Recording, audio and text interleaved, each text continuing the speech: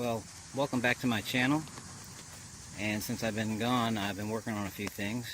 One, we built this deck and added a gazebo to it.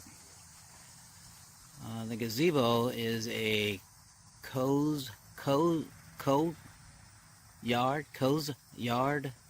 gazebo, all metal roof with a cupola, mosquito net, sun shield.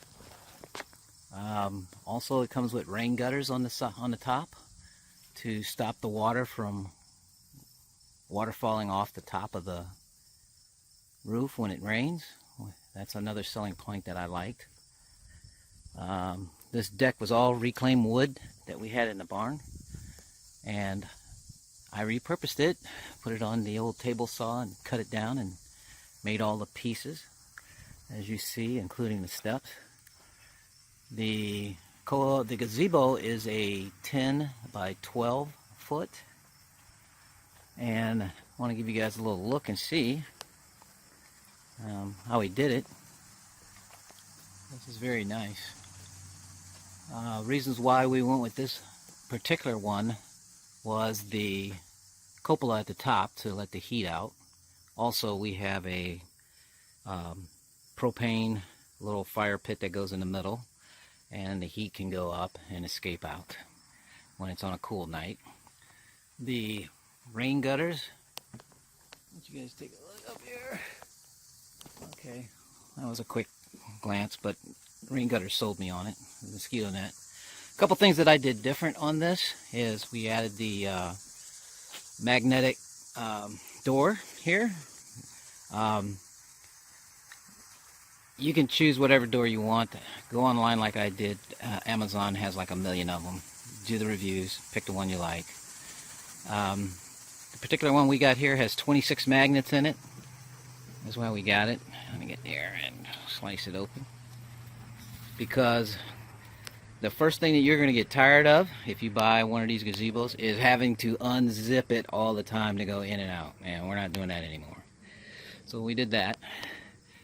And let me take you for a little tour. Starting at the top, we added a couple of fans. These are from Lowe's, and they are gazebo fans. We had 2 of them.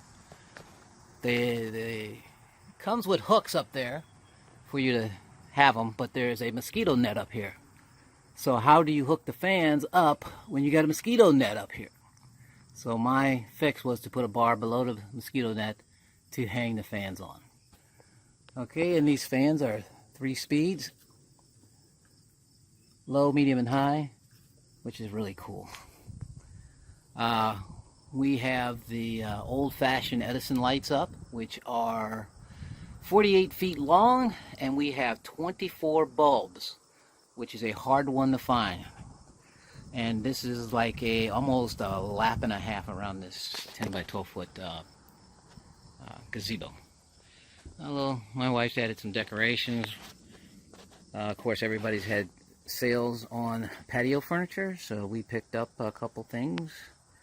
We were going to take back some things. We didn't like this version of couch, but we kept the chairs because they're about, I don't know, almost 4 inches taller than these. We added a glass table for short-term stuff, but we also have a fire pit that goes there.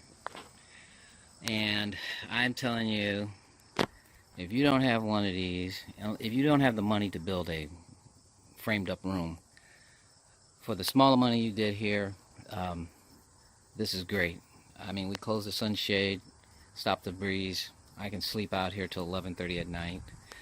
And the number one thing is I don't have mosquitoes or those sweat bees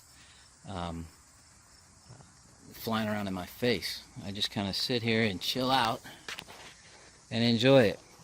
I've seen some online, but none of this brand. I've seen all the cloth versions of these gazebos. This is a metal roof, and it is very, very nice. This is the house on this end, so we never open up that end. But we open up these ends so we can see the backyard, see the stars, watch the grandbabies, and sleep out here a lot. Let me tell you, Brother Jackson sleeps out there a lot. Okay, let me show you my home here. Open this up. Here's the cool thing about this. Let me see if it does it this time. This is why you want to get one of these, is because when it goes back, it closes. That is the trick you want. We also have here, let me clear this up. We caught this on sale, was the fire pit. And the reason why we liked this one was it comes with a top. And this top can come off to reveal the fire pit ring. See that? That's pretty cool. If you're not going to use a fire pit, we can use it as a table to have inside the gazebo. Down here is your propane tank and igniter. So that's pretty cool. So that is the Kozyard Gazebo review. One last thing. If you do put one of these together, here is very important. As you put the nuts and bolts in the roof and in the sides and everything, do not tighten anything up until this thing is totally put together. Because you're going to have to do some wiggling and finagling of the sheet metal and the screws to line up. So don't tighten screws and bolts as you go. Leave everything loose until you've got the very last screw and nut and bolt in, and then go back and tighten everything up. It's not going to fall down or fall apart if you do it that way, but if you don't, you're going to be in for some hard wiggling and jiggling. There is no reason to drill any holes like some people have said in the reviews. They just tighten things too soon. The other thing that they didn't do that they should do is they should give you some rubber washers to go under the bolts as you put the roof together. Because on a very hard rain, if you haven't put this together tight or everything, you might get a leak or a trickle off one of these nuts and bolts up here. Of course, I found that out the hard way. So my fix was, without going out and buying anything, I had some black silicone caulking that I had from another project, and I went up there and lined all the bolts on top so that there would be no more leakage. Okay, and that's it.